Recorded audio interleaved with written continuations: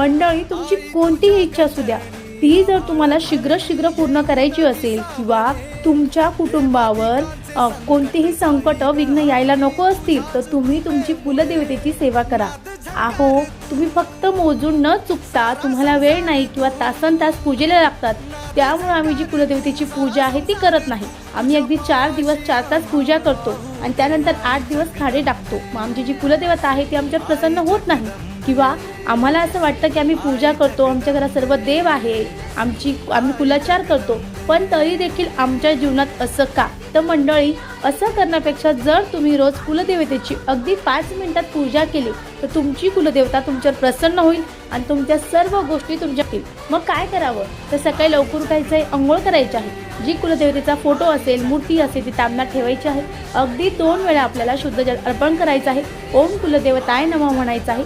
परत एक दूध असेल तर दूध टाकायचं, परत ओम कुलदेवताय नमः म्हणायचं, परत 2 वेळा आपल्याला पाणी टाकायचं, ओम कुलदेवताय नमः म्हणायचं आणि त्यानंतर जी कुलदेवी आहे, टाक आहे, तर आपल्याला तो टाक काढून घ्यायचा, पुसायचा आणि देवघरात ठेवायचा. त्यानंतर कुलदेवतेला जे गंध अक्षता फूल अर्पण करायचं, नमस्कार करायचा.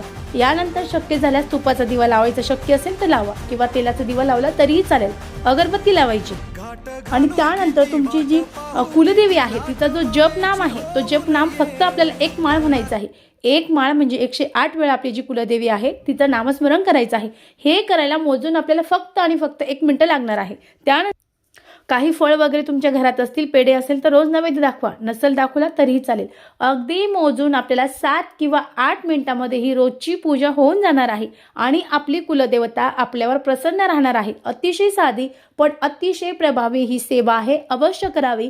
तुमच्या सर्व इच्छा मनोकामना जी कुलदेवी आहे ती लवकरात लवकर पूर्ण करेल. व्हिडिओ आवडला असेल तर चॅनलला लाईक, शेअर, सबस्क्राईब करा. श्री स्वामी समर्थ. धन्यवाद.